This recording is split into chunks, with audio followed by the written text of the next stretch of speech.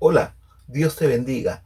Te invito a que abras tu Biblia en el capítulo 18 del Evangelio según San Mateo y leamos juntos a partir del versículo 1 la palabra de Dios. La Biblia nos dice: en aquel tiempo los discípulos vinieron a Jesús diciendo: ¿quién es el mayor en el reino de los cielos?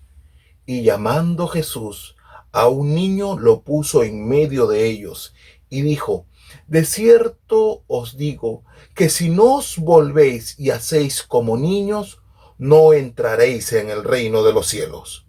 Así que cualquiera que se humille como este niño, ese es el mayor en el reino de los cielos. Y cualquiera que reciba en mi nombre a un niño como este, a mí me recibe. Que el Señor añada bendición a su santa palabra. Mateo empieza esta historia con una expresión diciendo en aquel tiempo. Mateo está haciendo referencia a una circunstancia especial en la vida de Jesús. ¿Qué tiempo era aquel? El antecedente inmediato: Jesucristo había anunciado a sus discípulos que iba a morir y que a los 3 días iba a resucitar. Sin embargo, esta noticia no había impactado en el corazón de los discípulos, sino que nos dice los santos evangelios que los discípulos disputaban entre sí. ¿Qué era lo que disputaban estos discípulos del Señor? Las personas que estaban más cercanas a Él. Disputaban quién sería el mayor de ellos y por tanto quién sería el más importante en el reino de Dios. Esto pone en evidencia lo que existía en el corazón de los discípulos. Nadie quería ser menos que nadie. Nadie quería servir a nadie. Todos querían ser reconocidos como el sucesor de la labor de Cristo y ser servidos. Es decir, había un problema profundo en el corazón de los discípulos del Señor. Habían perdido la perspectiva. Habían perdido de vista el propósito trascendental y divino que tenían sus vidas. ¿Por qué? Porque habían descendido su vista en lo terrenal. En una ocasión se presentó al gran evangelista Gille Ávila como el gran siervo de Dios. Gille Ávila, cuando iba a empezar entonces su predicación, dijo: si es siervo, no es grande; si es grande, no es siervo. ¿Cuánto necesitamos ahora que las personas sean presentadas como simples instrumentos de Dios? Porque el único grande es Él. Lucas, quien también reproduce esta historia en el capítulo 19, nos dice que Jesús percibió los pensamientos del corazón de sus discípulos. Por tanto, no fue una pregunta que ellos expresaran espontáneamente al Señor, sino que Jesús, viendo este pensamiento en el corazón, abordó el problema. Para ello, nos dice el capítulo 9 de Marcos que esperó llegar a casa. Probablemente era la casa de Pedro. Lo importante de esto es que el Señor no les llamó la atención públicamente. Esperó el momento y lugar adecuado para que pudieran oír su voz. Les preguntó: ¿qué disputáis entre vosotros en el camino? Esta era una pregunta que iba directo al problema. La respuesta que obtuvo Jesús en un análisis comparado de esta historia a lo largo de los evangelios fue el silencio. Un silencio como expresión de culpabilidad en el corazón de sus discípulos. Porque ellos sabían que esta pregunta, ahora que Jesús lo estaba poniendo en evidencia, no le agradaba a Dios. Jesús solucionó el problema de una manera brillante, porque además la pregunta que hizo Jesús tenía como propósito no solamente confrontarlos con los pensamientos de su corazón, sino también prepararlos para la gran lección de su vida, para la gran lección en la vida ministerial de estos discípulos. ¿Qué hizo Jesús? Pues si analizamos comparativamente tanto Marcos, Mateo, capítulo 18, Marcos capítulo 9 y Lucas capítulo 9 respecto de esta historia, vamos a poder ver que Jesús llamó a un niño y lo puso en medio de ellos junto a él. Jesucristo entonces sentenció diciendo: de cierto os digo. Así empezó el Señor su discurso. Es decir, lo que les voy a decir es la única forma. No hay otra forma.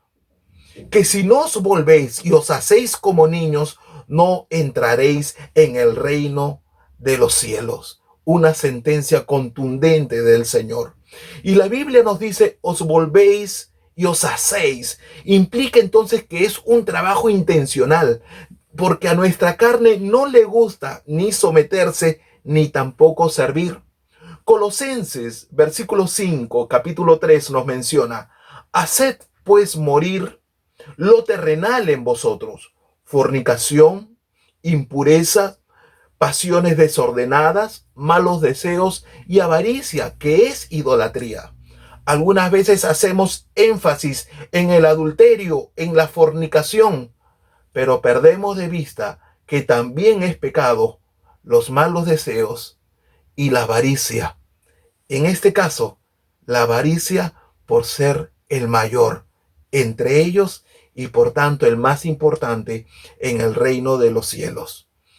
El Señor complementa esta enseñanza diciendo: así que cualquiera que se humille como este niño es el mayor en el reino de los cielos, y cualquiera que recibe en mi nombre a un niño como este, a mí me recibe, y recibe al que envió, tomando a colación la enseñanza de Lucas.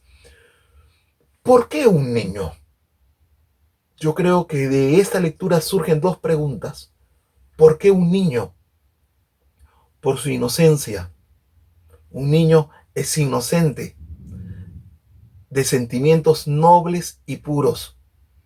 Es un niño, o un niño es una persona que cree fácilmente a lo que se le dice. Si eres padre, prométele que le vas a regalar algo a tu hijo el día de su cumpleaños. Ten por seguro que no se va a olvidar y lo va a recordar y va a estar esperando ese día con muchas ansias. El Señor desea eso de nosotros, que nosotros tengamos un corazón dócil, que tengamos esa inocencia, esa fe en su palabra, esa nobleza. Pero además, ¿por qué el Señor escogió un niño? Lo encontramos también en la secuencia que nos dice los evangelios. ¿De qué manera? La Biblia nos dice que Jesús llamó a un niño, es decir, este niño era sensible a la voz del Señor y además sabía obedecer. Nos dice también que Jesús lo tomó y lo puso en medio de ellos. Es decir, era un niño que no solamente era sensible a la voz del Señor, sino que se dejaba guiar por el Señor. Lucas nos dice que Jesús lo puso junto a él. Era un niño que, además de obedecer, estaba junto al Señor. Miren entonces lo importante de esta enseñanza. Pero decíamos, además, que había una segunda pregunta. ¿De dónde salió este niño? Porque los discípulos discutían en el camino. ¿De dónde salió este niño? Pues este niño probablemente era el que servía el agua a los caminantes cansados en la casa de Pedro. Nadie se había puesto a reparar en el servicio de este niño. Este niño no buscaba el protagonismo. Este niño servía de corazón. Quizás pasó desapercibido ante los ojos de los discípulos, pero no ante los ojos del Señor. ¿Por qué? Porque si nosotros queremos ser el mayor en el reino de los cielos, tenemos que servir. Qué importante es servir. Qué importante es que nuestras vidas estén al servicio de los hermanos. Si eres pastor, si eres líder, si eres diácono, tu vida está llamada al servicio. ¿A cuántos hermanos has llamado en esta cuarentena para hacerles recordar las promesas del Señor? ¿A cuántos hermanos que han perdido familiares los has llamado para llorar con ellos? ¿A cuántos hermanos has llamado para fortalecerlos? Si eres pastor, ¿a cuántos hermanos has llamado para pastorearlo? Porque un pastor de ovejas huele a oveja, está con las ovejas. Si estás más preocupado en la lana, has confundido la labor del pastor por la de un trasquilador. Por tanto, este evangelio, esta enseñanza hoy nos confronta.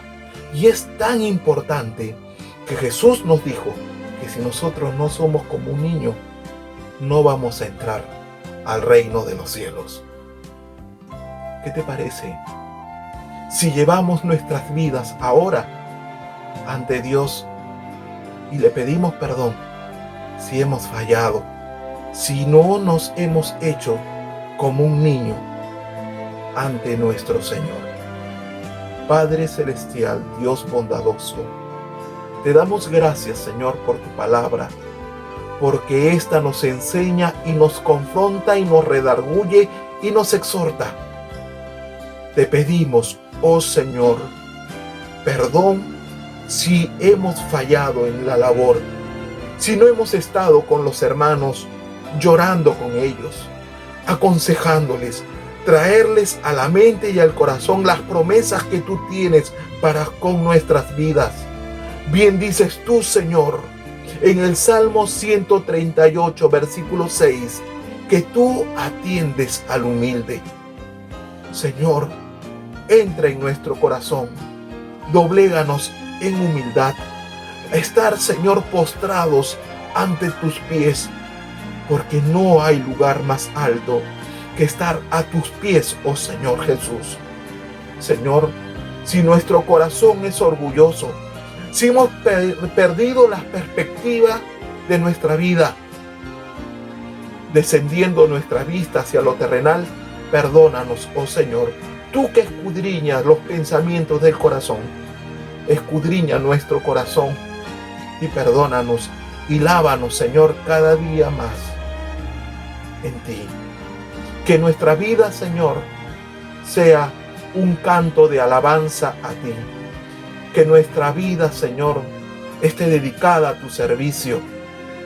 Dios Santo, gracias por esta enseñanza. En el nombre de Jesús. Amén.